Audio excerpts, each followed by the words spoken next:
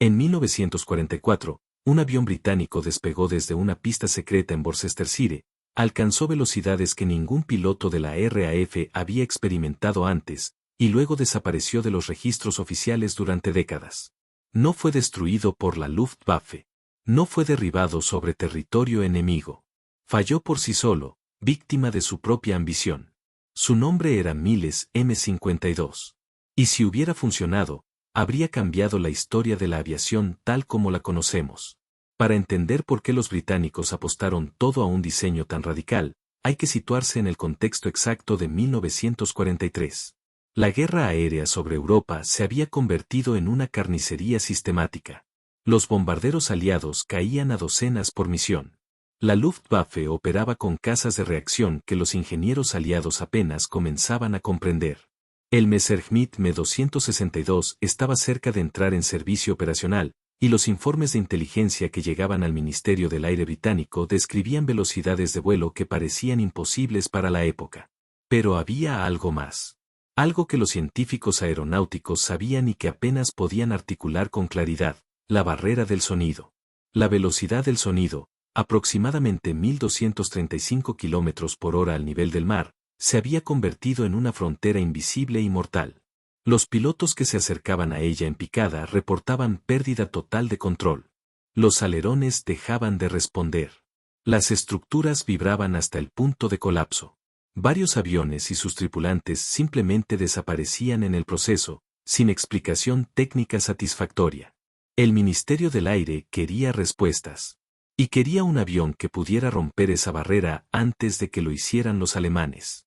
Lo que ordenaron en secreto fue el programa más ambicioso y técnicamente avanzado que la aviación británica había intentado jamás. Un proyecto que involucraría a los mejores ingenieros del país, que requeriría tecnología que aún no existía del todo, y que terminaría siendo cancelado de la manera más silenciosa y políticamente conveniente posible. Esta es la historia del Miles M52. La firma Miles Aircraft Limited no era una compañía desconocida en la industria aeronáutica británica. Con sede en Woodley, cerca de Reading, en Berkshire, Miles había construido una reputación sólida durante la guerra produciendo aviones de entrenamiento confiables como el Miles Magister y el Miles Master. Eran buenos aviones. Prácticos. Nada que sugiriera que la misma empresa estuviera a punto de diseñar algo que superara todo lo que la ingeniería aeronáutica occidental había intentado hasta entonces. En 1943, el Ministerio del Aire emitió la especificación E24-43.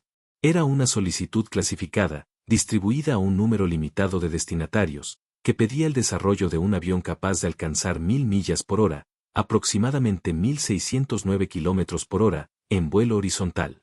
No en picada. En vuelo horizontal y sostenido. Una cifra que, para cualquier ingeniero aeronáutico de la época, sonaba a ciencia ficción. Frederick George Miles, director de la empresa y hermano del fundador George Miles, aceptó el desafío.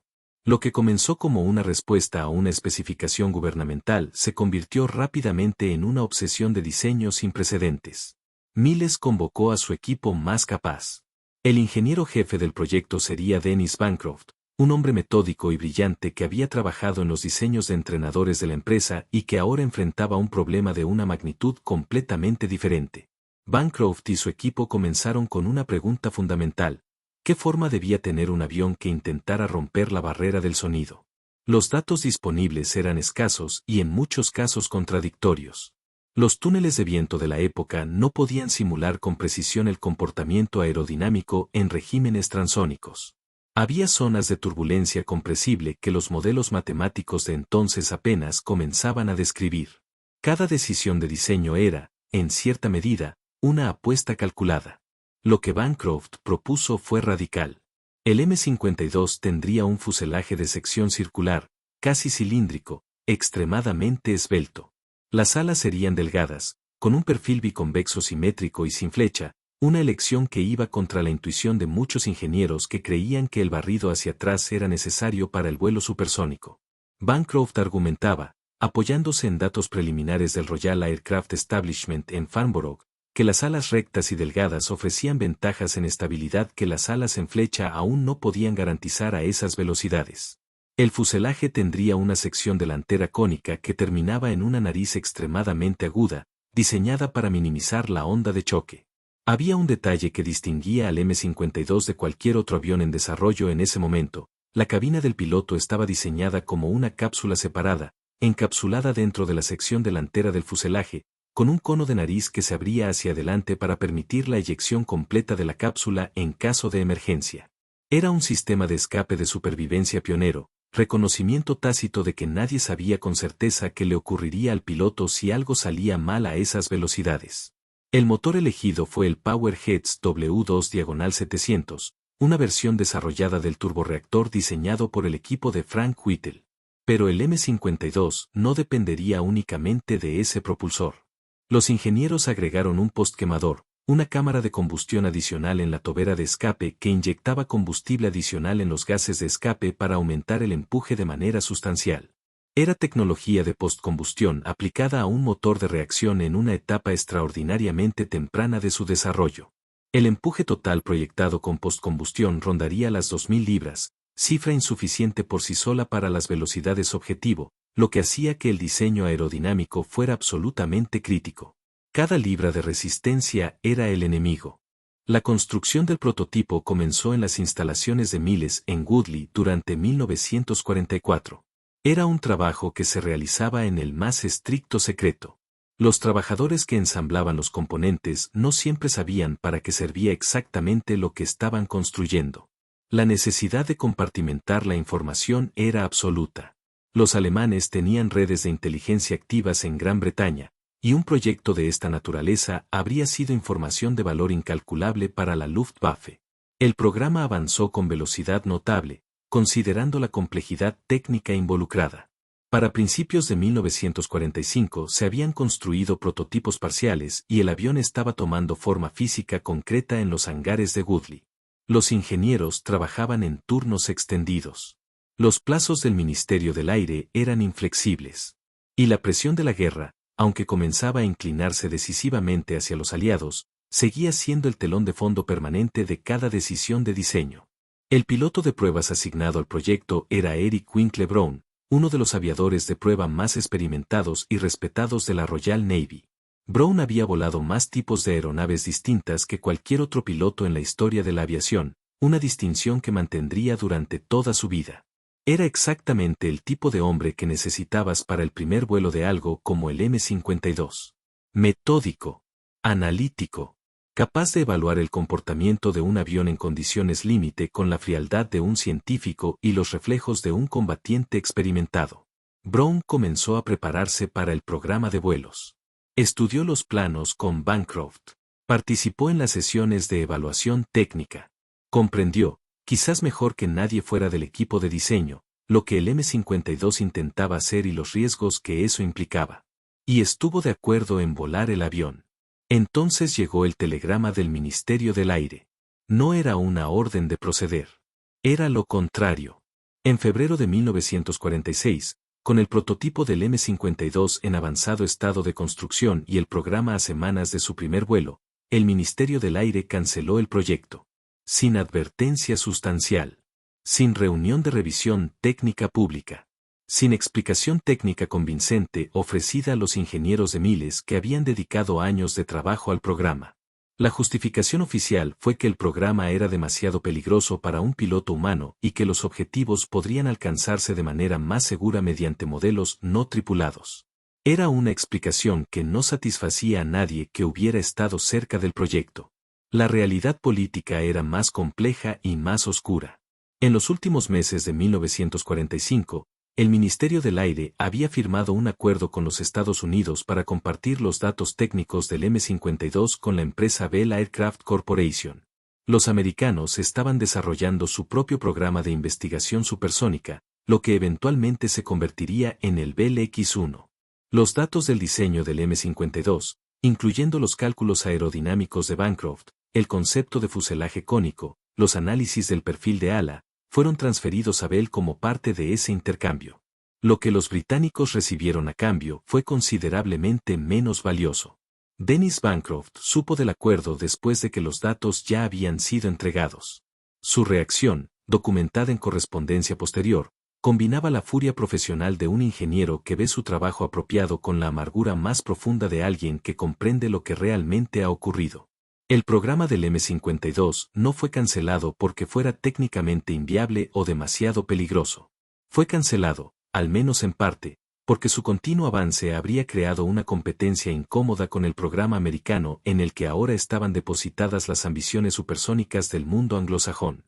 Existía además otra dimensión del fracaso que era puramente técnica y que se manifestaría en los meses siguientes de una manera que resultó ser involuntariamente irónica.